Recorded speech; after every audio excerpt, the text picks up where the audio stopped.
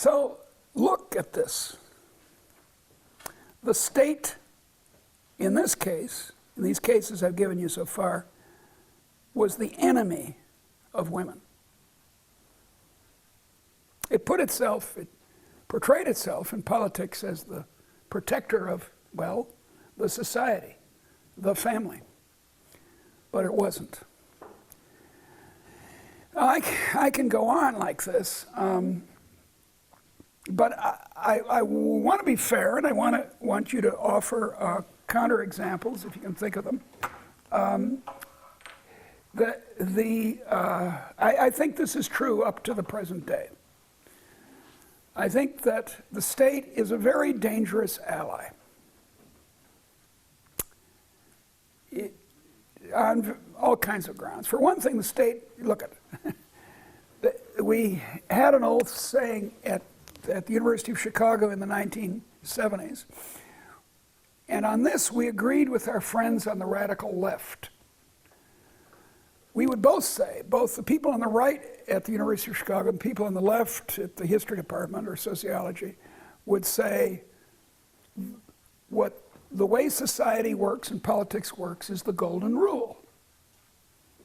Those who have the gold rule.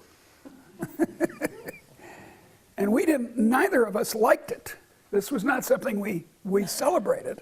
We thought it was terrible that the Interstate Commerce Commission was taken over, founded in 1886, was taken over very quickly by the railways, by the industry it was supposed to regulate to keep rail fares down for farmers, for the benefit of farmers. It was taken over by the railways and became a method of keeping the rates up. And so the state's dangerous. The state, as Max Weber, who's been mentioned, said in 1919, the state, the key, what could you say, the key characteristic of the government, which we must never forget, is that the government has a monopoly of legitimate violence. That's what a government means. It may have other things it does, but that's its basic distinction between a government and a market. In a market, you have choice. It may be a bad choice, but you have choice. You can go work for someone else if you think you're not being paid enough. You can go to another store and search for the best deal. You've got some choice. We were talking about Albert Hirschman. Barbara and I were talking about this great economist, Albert Hirschman, who did not get the Nobel Prize.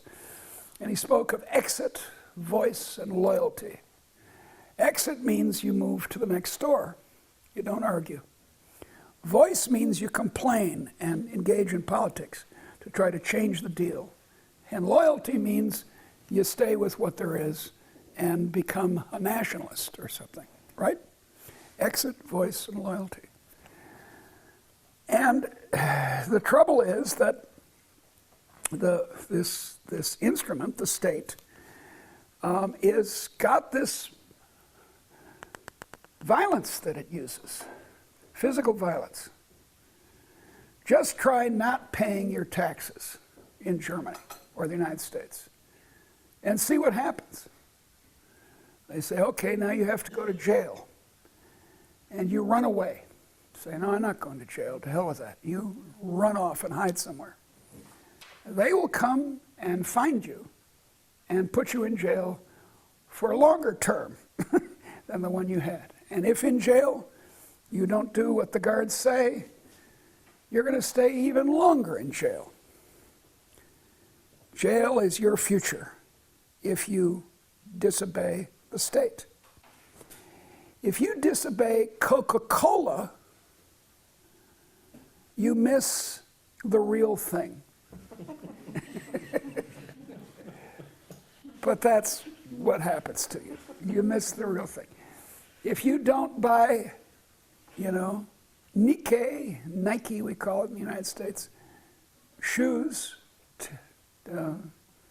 trainers, then you have to do with Adidas. That's your punishment.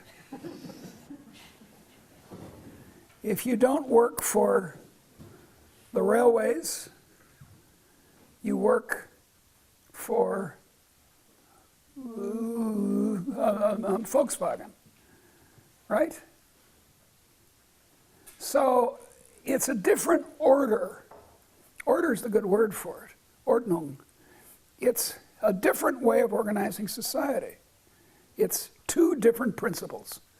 One is the principle of compulsion. If you don't do this, you go to jail, or we shoot you. And the other is the principle of mutually advantageous exchange, free exchange. The options, I repeat, might not be good, but at least it's free. And I think that, well, that if women are going to be free, they've got to be in free societies. They can't be dragged around and pushed around by the violence of either an individual man, their husband or their boyfriend. My sister is an academic psychologist, and she studies family violence. And I don't know how she can do it all day long. It's horrible stories. But there's family violence in the rules of a society, of a state which is dominated by men. There was a wonderful photograph, I think it was last year, of the Committee of Congress of the House of Representatives in the United States. They had a group photograph, and this was the week in which they were discussing abortion rights for women. And of course, since the Congress is dominated, since the House of Representatives, wait for a couple of weeks, so they'll have both houses, but since the House is dominated by Republicans, they all were in favor of restricting abortion, restricting, as we say, a woman's right to choose. And what was striking about the picture, this was a committee of about 20 people. It was a big committee. There were no women in the picture. And after the picture became public knowledge, people started to point out, you know, you were messing with the reproductive rights of women, and you'll notice that there were no women on your committee, not a one. And they got very embarrassed, the Republicans who were in charge of this. So the state is not your friend.